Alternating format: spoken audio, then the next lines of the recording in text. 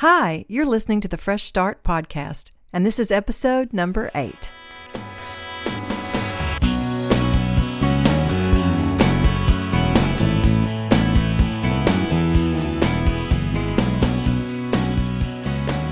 Hello, hello. Welcome to the Fresh Start podcast. I am Marcia Ramirez. And I am Stacy Wen. It's good to be here with everyone today. It's so good. I need a pet update. Are your animals getting along? Oh, Maggie's cat is just being a huge whippersnapper right now. She is Still. not letting the kitten really come out and about. She just keeps him Shoot. under the bed. I was hoping they were best friends by now. I sure was too. They exist in the same room, but it's just dependent on Georgia and her attitude for the day. Well, cats. But the little kitten, Ellis, he snuggled for the first time with me last night. He was so cute. Normally, he just sleeps at the end of the bed and pounces every time my feet move. Oh, man. Yeah, which is fun too. Yeah. What about you? How's your little boy? My little Theo, who got attacked 3 weeks ago today. He's had a rough 3 weeks, and we had to start him on another antibiotic. But he's getting there. It's just a slow heal, So it's kind of consumed my last 3 weeks is taking care of him. But he's definitely starting to feel better. Now the problem is keeping him from doing too much because he just wants to run around and be a dog. And I can't blame him for that. Yeah. But he has to slow down and take it easy. Mm-hmm. And speaking of slowing down and taking it easy, is that a transition into our topic today? We've talked in the past about the topic of aging, and I remember we were talking about growing our gray hair out and things like that in the past, and just what it's like for women to go through the aging process. And we were lucky enough to find a specialist in this area, and I'm really glad we've connected with her. So in today's episode, we sit down with Corinne Auman, who is the founder of Choice Care Navigators, and she is the author of the book Keenagers. So she is really a trailblazer in the field of aging, and she's really passionate about the topic and believes that we should look at aging in a new way. It's an opportunity for growth, and it's an opportunity for renewed purpose. So we get to talk to her about that today. She released her book, Keenagers, in 2023, and it covers so many topics. So Marcia and I just enjoyed pulling out different topics from medical care to caregiving to just aspects of aging in general. So this is her mission field. This is where she really does a lot of her work and conversations. And she was just a delightful expert to speak with. Yes, I loved this conversation. And I think that she really encourages us to change our language around aging. And, the anti-aging movement that we're constantly bombarded with, it's never pro-aging. We should be pro-aging, not anti-aging. We can't fight something that is naturally going to happen to us. And how do we do that gracefully? And how do we do that honorably with our parents as they're aging and people around us? And so, we cover the gambit. So it's a really awesome conversation, and I know you guys are going to love it today. Well, let's get into it. Okay. Here's our conversation with author Corinne Auman.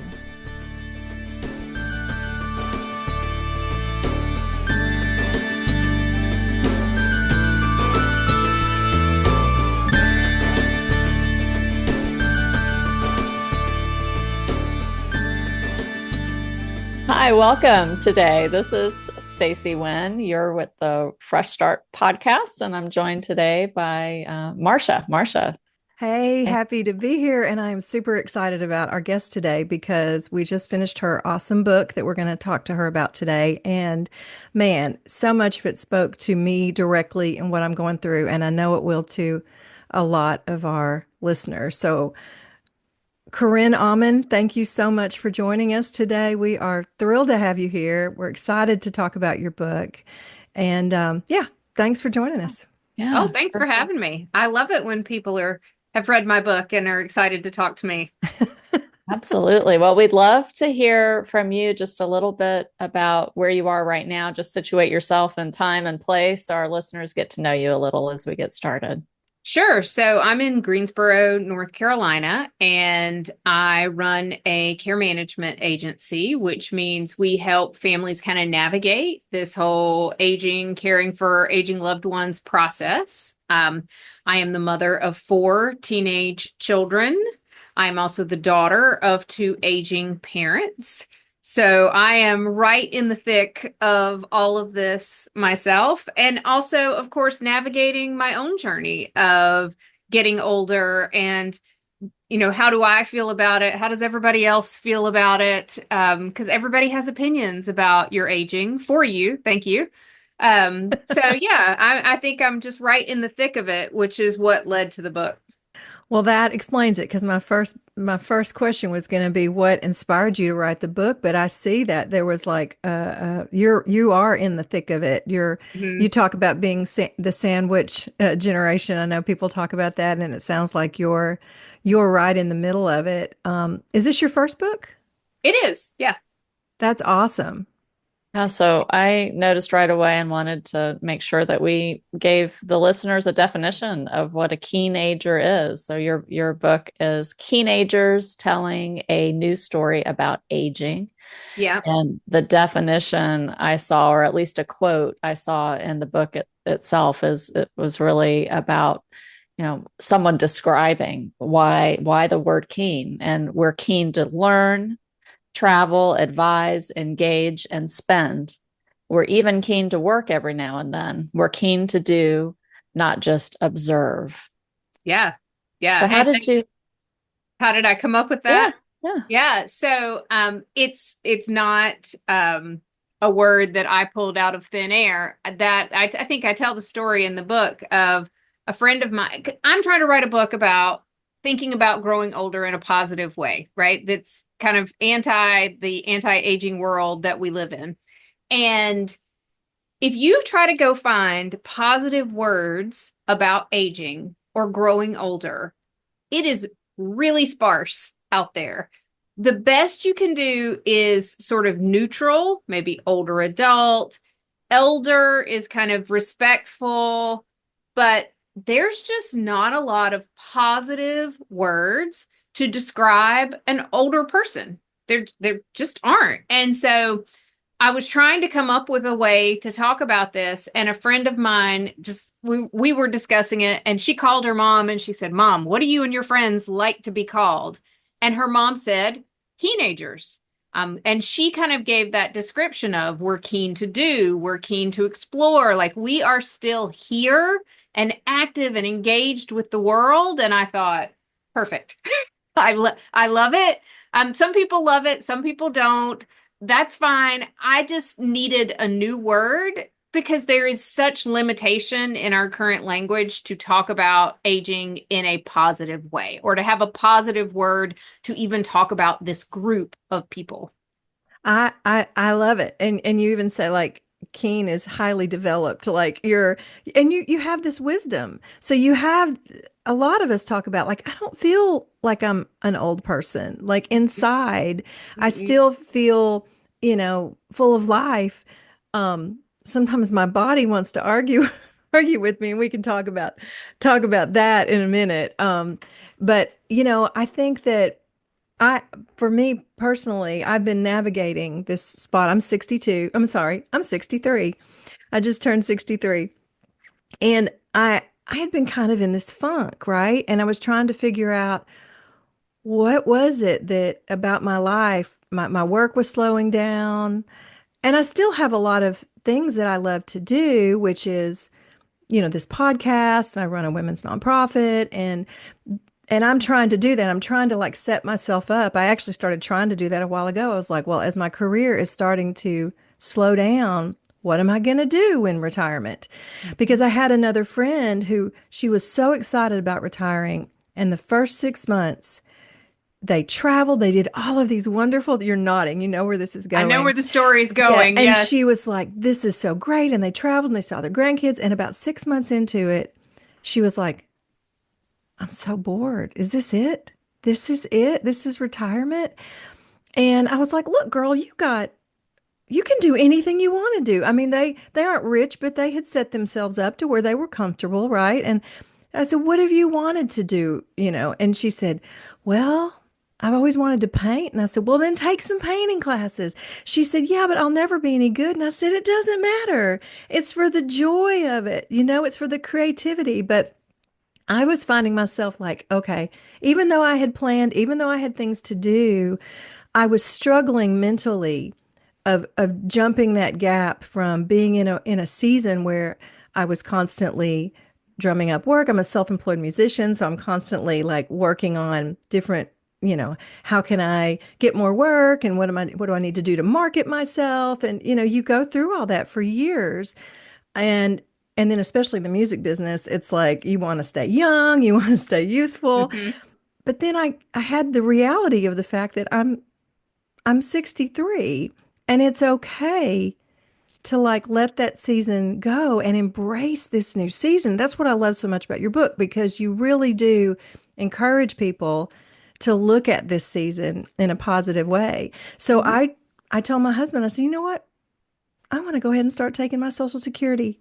He goes, well, let's do it. And I said, I think in my brain it will just help turn a switch for me. And I'll go, yeah, I have entered a new season and I'm doing it willingly. It's like I'm not doing it like fighting it. And I Right. think that's what I see so many people doing it. They're fighting it. So what would your advice be to people that are just really struggling to go over that little hump?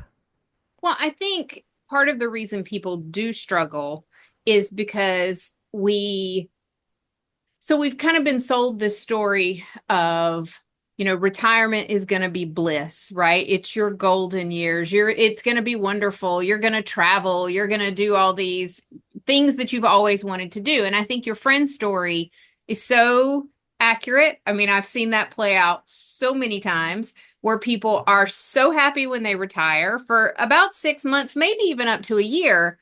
And then they hit that moment of, is it? Um, Really?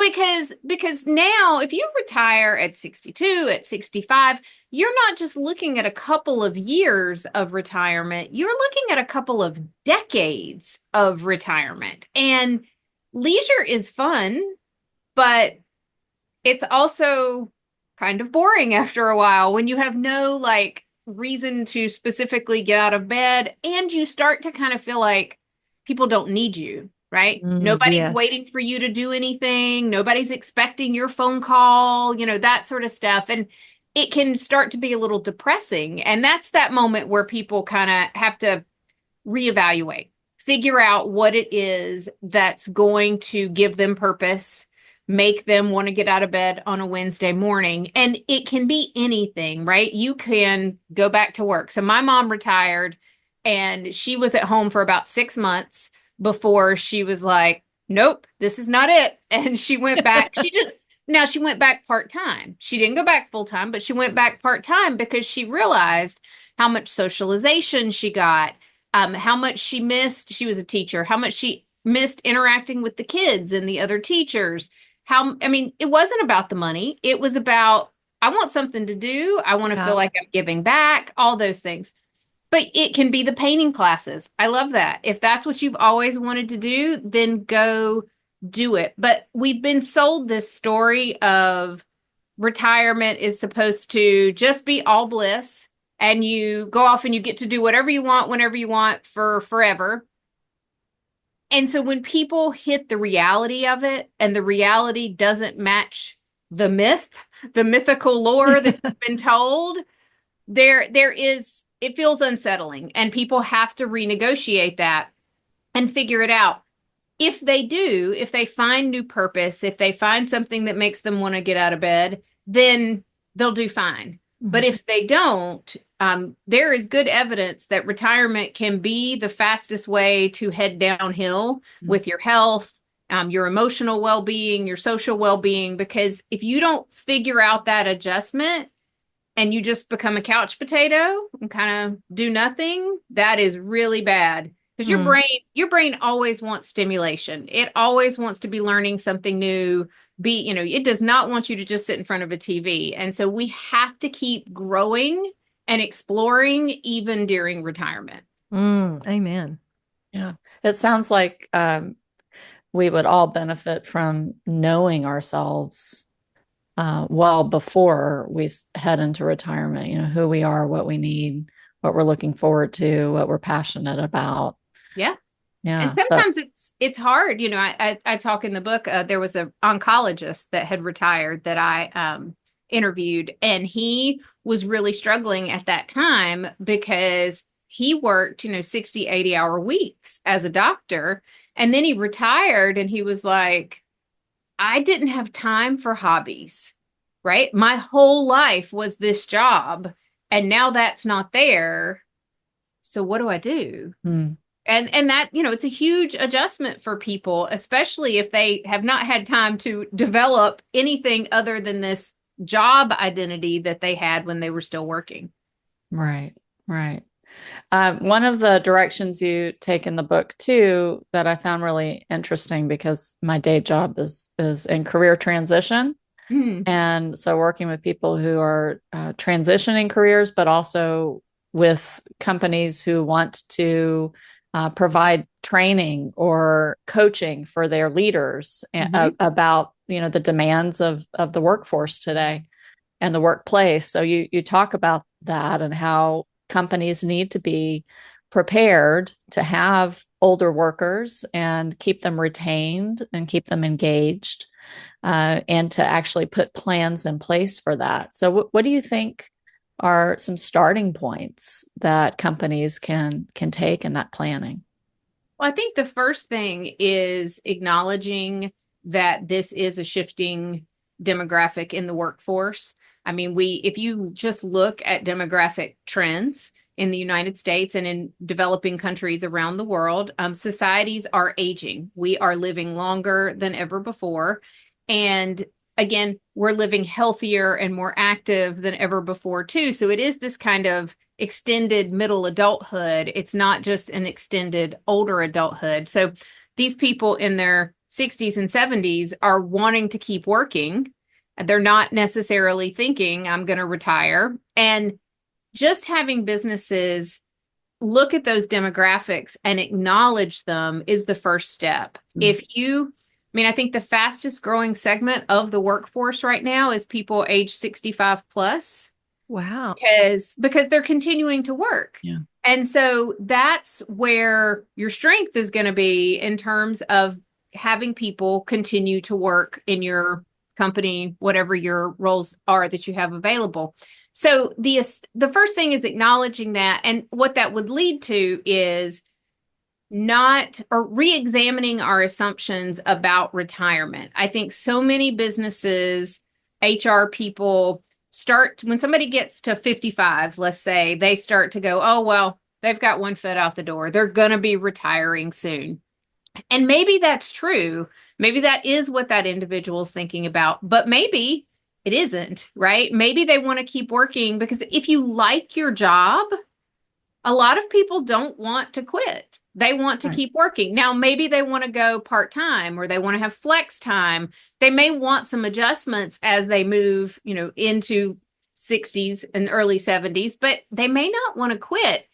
And so what happens if companies are assuming that people are going to retire, then they start to not engage with them. They don't offer them training. They don't offer them professional development. They start to assume that that person doesn't want that, or that they wouldn't benefit from it, or that it won't be worthwhile because, they'll be gone, in another year or whatever. And we need to be able to have conversations about that, to say, what are you thinking, right? Are you wanting to stay? Does that work for us as a business? Like, what could we do to make this mutually beneficial? And that will help keep your workers happy and in your workforce. I mean, because anybody who owns a business knows that rehiring, like turnover, is very expensive. So if you can keep your workers there, especially if they want to go part-time or flex time, keep that experience, keep that knowledge, keep from having that turnover. At least in my business, I want that at all costs. That whole hiring process and training and all that. It's like, no, please don't leave. Yeah. Right. Right. And you're right. That is a bulk of the experience in the workforce, and being able to retain that knowledge is really crucial. Mm-hmm. Yeah, but a friend of mine just went through that. I think she's 62, been at her job in healthcare for a long time. And there was this promotion up, and she realized some people were being considered, and she wasn't even being considered, and she should have been the one. And she finally went to her boss and said, I'm just curious why you're not considering me for this position. He said, well, I just figured you'd be about ready to retire. We need someone that's going to be here for probably another 10 years. You know what? I mean, that's what we would prefer. And she said, I love this job. I don't have any plans on retiring, but it was just what they assumed. Mm-hmm. Without having a discussion, without just, that's the way it is. And I think that's really, really common. Yeah. And you talk about ageism in the book. Would you consider that to be ageism right there? Just that thought, that mental thought of, wow, oh, I'm not even going to consider them because. Yeah. It's implicit ageism. I mean, it's not explicit. He's not explicitly trying to be discriminatory towards her, but he is being discriminatory towards her because he's assuming, based on her age, that she isn't right for a promotion. Which, by the way, she did get that promotion when she went in there and said, I want to be here. He said, well, then you're the obvious one. And she got it. I was so proud of her. Yeah, perfect. But yeah, so, ageism is any sort of bias against someone based on their age, and it can affect people at any age. I mean, a lot of times, especially for women, we are never the right age. Right? Never. We're too young, we're too old, we're, just never. But we're too pregnant. We're too fertile. Yeah. We're not fertile anymore. Yeah. All the things. But any sort of bias like that. And so it's not something. First, actually, let me back up. We are all age biased. We have been raised in this culture in the United States that is very anti-aging. You learn this from childhood, right? Just go look at kids' storybooks and look at how they portray older adults.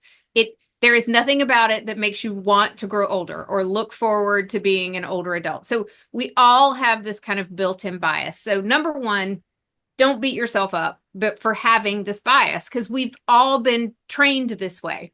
But the first step to really overcoming it is to recognize it, to go, oh, why do I think that? So, you're getting dressed in the morning and you're thinking, I'm too old to wear this. This doesn't, why? Why is that? Who makes those rules? Who taught you that or said that to you? Or thinking about like what we say to people on their birthdays.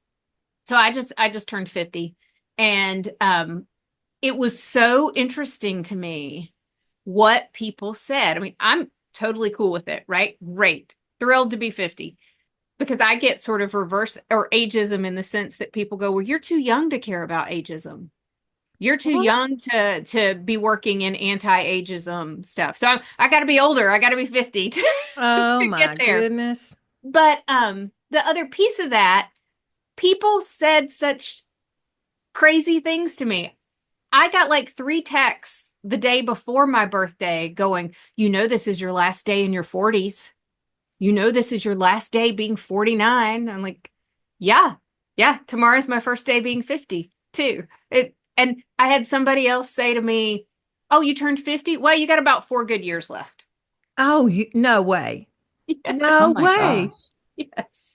And so we do this to each other. Yes. And I think part of it is we don't know what else to say. Like culturally, these are the things that we are taught to say. I mean, just go look at the birthday cards. I mean, we're supposed to be making these kinds of statements, these kinds of jokes. I'm putting jokes in quotations.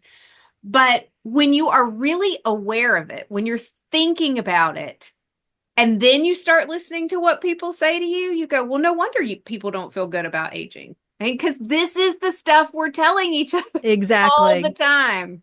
I am constantly talking about that with our women in our nonprofit and the girls. I'm like, we have got to stop. We have got to change our language around aging. We've got to change these conversations because, yeah, when I was growing up, I listened to the things that my mom and her friends were talking about on the phone at night, and it was always about how it sucks to be old, And Mm-hmm. so I'm like, oh, it's going to suck to be old. Mm-hmm. But like I said, I'm 63. I can honestly say that my 30s were better than my 20s. My 40s were better than my 30s. I mean, every decade comes with its own challenges, but Right. it also comes with its own beauty. And Right. that's what I want people, especially women, men too. Men go through this too, but I just want them to like look for the beauty in that age where they are. But Yeah. when culture is constantly bombarding us with anti-aging products and anti-aging messaging and anti-aging um you know everything, basically there's no like pro-aging. Right. Like how do we age proly? That's not a word. I made up the word proly.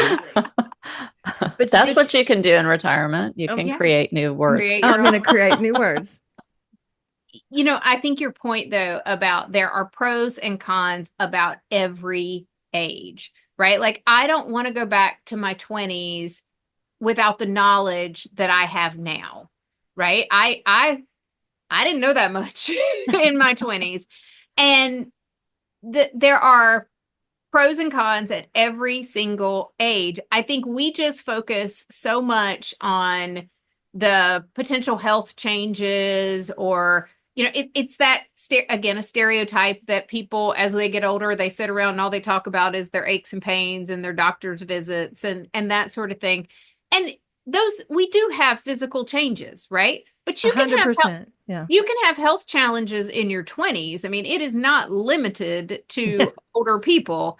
Maybe we do have a few more typically, but the thing that I find so interesting and working with this population so much, I've got people I've got a client right now who's in her 90s and has had very few health problems.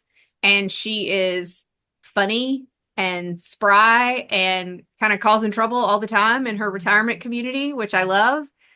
But she had a stroke not that long ago. And this was the first major health issue she's had in her 90s, right? I was with her at the hospital a lot of the day and she got better, got regained some of her abilities as the day went on and never a complaint, funny, joking with the nursing staff at the hospital, just, and I look at her and I think that's exactly who I want to be, right? She doesn't let anything get her down. And so you do have a choice. You can be the older adult who talks about all their doctor's appointments and talks about all their aches and pains, or you can be the older adult who's really fun to be around and enjoyable. And I have other clients who do have significant health problems and they're still really positive, always making a joke. And then I have other clients who are really not fun to be around because all they do is fuss about everything. And so your ability to shape how your aging process goes starts with what's going on in your own head about how the process is going to go. And then your attitude as you go through it. You get to choose who you're going to be. And I talk about in the book that there's a lot of research now about how your outlook on aging, whether or not you have a positive outlook or a negative outlook, really does impact how it goes. Like people with a positive outlook have less risk of dementia. They walk faster. They have less cardiovascular disease. They live on average 7.5 years longer than people with a negative outlook. Wow. So you get to choose that. It's about 30% genetics and about 70% lifestyle choices. And you get to choose. which one you want to be. Yeah, I saw that on your Instagram. That's one of the posts that I noticed. You have a great Instagram account. We'll link that for our Thank listeners you. too. Hmm. I do it under duress. It's one of those things that you feel like you need to do to be a public figure to promote the book and to do different things. But every time I have to do it, I have a guy who helps me, and I just look at him. I'm like, I hate you. I don't want to do this. You and I are a lot alike. But Yeah. we do it and we get through it, and he makes me look great. So shout out to him. Well, in this world of aging and in your teenager world, what is your favorite topic or the one that you kind of gravitate most to? Oh, I definitely think it's the ageism piece. I mean, I think the thing I'm most passionate about is getting people to understand how much of their aging journey is in their own control, because we've been sold, again, this story that it's all downhill, that it's inevitable, that it's going to suck, right? Mhm. And that just isn't true. Your aging experience today is not what your grandparents experienced. We live longer, we have lived healthier, and how you approach it is really up to you. So you've got tremendous power in helping to determine how this goes.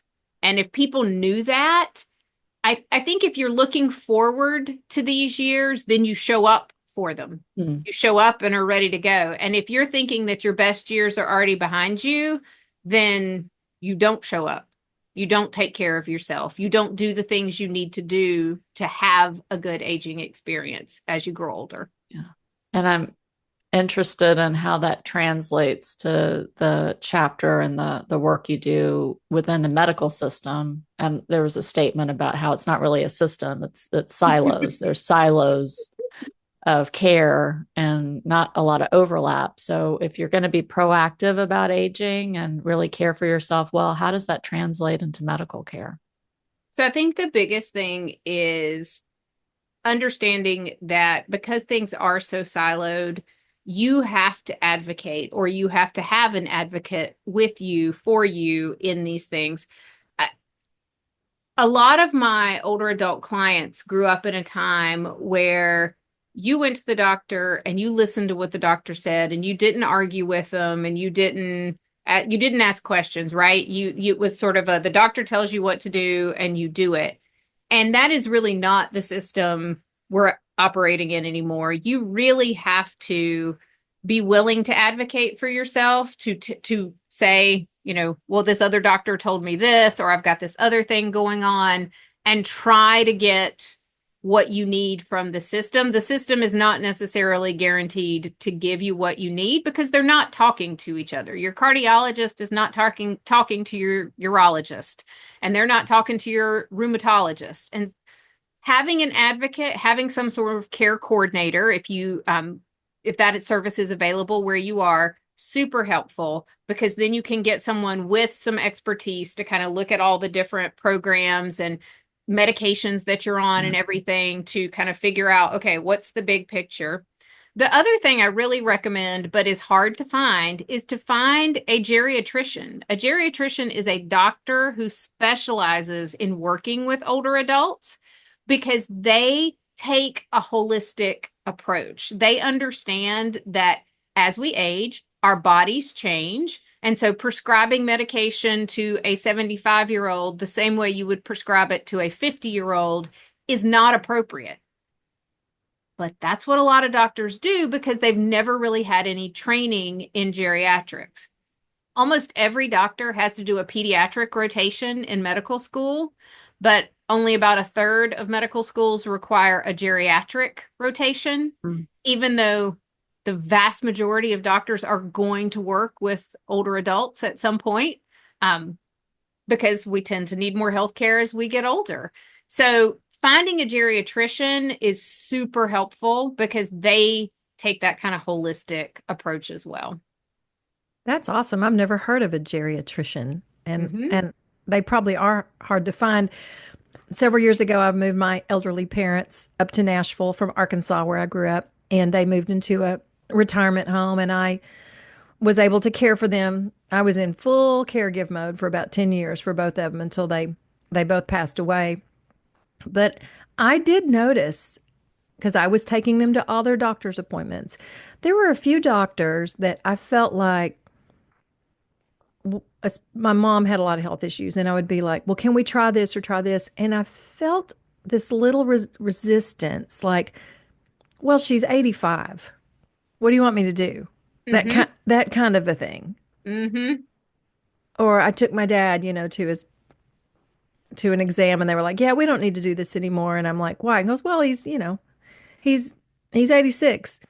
And they were like, something else will get him before this does. And I'm like, so you're just going to stop treating him? I mean, and I'm like, okay, we are not going back to these doctors if they Mm-hmm. just don't have any desire to even try, because Mm-hmm. of their strictly because of their age. So their life is not as valuable because Right. of their age. Right. I mean, I mean, that is the messaging. Yes. The it's awful. it's really it's so hard because there is some sort of, I'll say, perception that when you get to a certain age, whatever that age is, but when you get to a certain age, somehow you lose the right to healthcare, you lose the right to preventative measures, you lose the right to treatment. And I'm saying it that way because if you think about healthcare or as a human right, right? That as a 50-year-old, I have a right to go get healthcare and to be treated and to have whatever issue I'm coming in for addressed and addressed fully. Hmm. And yet somehow at 86, your dad doesn't have the right anymore to have his issues addressed fully.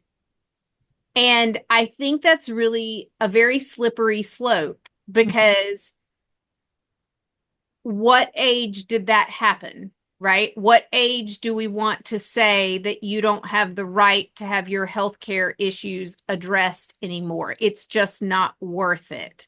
Right. Worth it to who? And Right. Right. and I know that I'm going to want my health issues addressed at 86. So I want the 86-year-olds now to have their Yeah. healthcare issues addressed as well. But you're right. I mean, I see that all the time. And there certainly can be like a cost benefit analysis. Like if we've got someone who's, 86 and we're talking about doing a major surgery that's going to have months and months of recovery, well, then we have to weigh those options. We have to say, is that something we really want to do? But that should be the person's choice, right? Do I want to put myself through that? Not just the healthcare system going, well, that's just not worth it, right? It's not going to Because see. how do we decide? Right. And and they never suggest holistic stuff like you were just saying Right. with the Jerry. I mean, it's like, okay, maybe we don't want to go this route, but let's look at some other options. Mhm. They just say, well, it's their age. Right. They just Right. shrug their shoulders. Yeah. I can definitely tell you a story about my mom who went to the doctor and, was having some pain. And they basically just said that it's your age, didn't really offer much of anything. And boy, did I get a phone call after that about, this is, what do you, well, yeah, I mean, but had aches and pains at other points in my life, and we could investigate those, but now we just don't investigate anymore. We don't even try. Hmm. Yeah. Well, Corinne, what have we not asked you today or brought up that you were really hoping we would have? Oh, I don't know. I think we've covered a lot this time. You guys came with good questions. I love it. Well, it's, like I said, for me, I'm a little older than Stacy, but after caregiving for two parents until they passed away, and then going through it, kind of entering into it myself and all of the mental gymnastics that I've been doing, trying to figure out how do I want to make these next few years? You talk about that too a little bit, about how we just, there's an age place like 65 or whatever. It's like there's all of this language for different stages of life. And then all of a sudden, from like 65 to death, it's just one. We're just Yeah. like, You're just an older adult. you're just old, There's no There's no difference between a 65-year-old and a 95-year-old, right? That makes right. total sense. We don't have any language to distinguish you.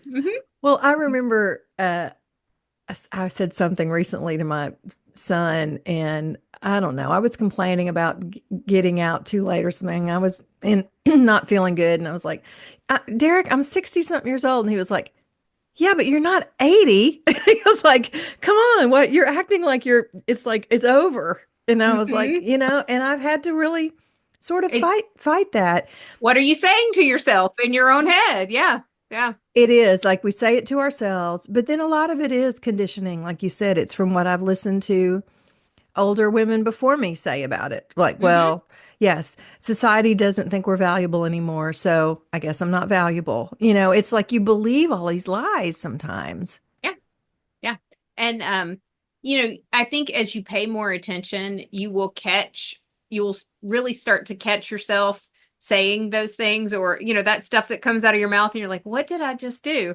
I was with my husband in New York, and I had my AirPods and they wouldn't connect to my phone. I was getting really cranky. And he was like, what is wrong? And I said, oh, these are my old AirPods. They won't connect. They're just old and cranky. And my husband just looked at me. He's like, you know that's ageist, right? Oh man. It's like what words are coming out of my mouth? But it's like it's Hmm. already trained in there and I Yeah. can't get away from it. All I can do is try to pay attention and try not to say it anymore. So, what's the biggest one step you could take if you want to encourage somebody out there today that's struggling with it?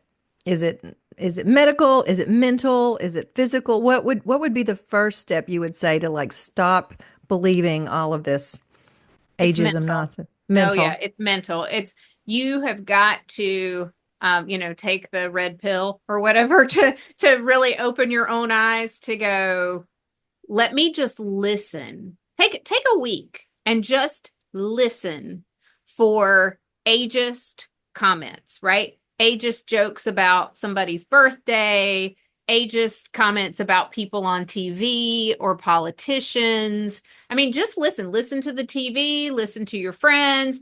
And if you just pay attention and instead of just accepting, oh yeah, haha, whatever, you stop and go, why are people saying that? Why would you say that about that person, or whatever it is? Where did that come from? You will be shocked at how much you hear. And I think, again, that awareness is the first step. The second step is then starting to try to change the language or call people out. I mean, it's Yeah. uncomfortable, but when people, say, oh, you look great for your age, go, really? How old am I? Right? Or even just, why can't I just look great? Why Right. does it have to have anything to do with my age? And people will kind of be like, well, I was just trying to be nice. I was like, I know. And that's so kind of you. But why does it have to have anything to do with age? But again, people are just programmed. It's the Yeah. programming. And so trying to just interject it, right? Like, why are we saying that? Why do we phrase it that way? And could we do something different? Yeah, reframe it all. Let's Yep. just reframe aging. And I think Yep. that's what your book does so well. Thank you. So, Stacy, do you have some Enneagram prompts for us today?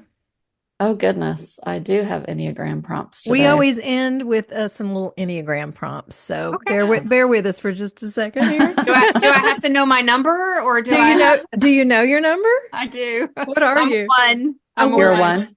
My I- husband's a one. Yep. Mhm. Yeah. I'm an eight. Marsha's a I'm a nine. nine. Mm. Yep. All right. Today, we're talking about healthy aging and creating new stories for ourselves. So, the thinking prompt for intellectual exploration is, what belief or stereotype about aging have you accepted without question? And how might learning more about true aging expand your perspective? From a feeling prompt, emotional connection, when you imagine yourself or a loved one growing older, what emotions come up? And how can you foster a sense of curiosity and possibility around that? And doing so, action and application. What's one lifestyle choice or daily practice you can start today to support healthy aging for yourself or someone you care about? And seek out a resource like a conversation with a professional or a book or an activity that reframes aging in a positive light. Those are great prompts. And I think that last thing, the last one doing, seek out a book. We have it right here. We have it. Corinne's book, Keenagers, Telling a New Story About Aging. Thank you so much for being with us today. This was a really delightful and lovely interview, and I think the work you're doing is super important. So we are cheering you on. Thank you so much. Thanks for having me.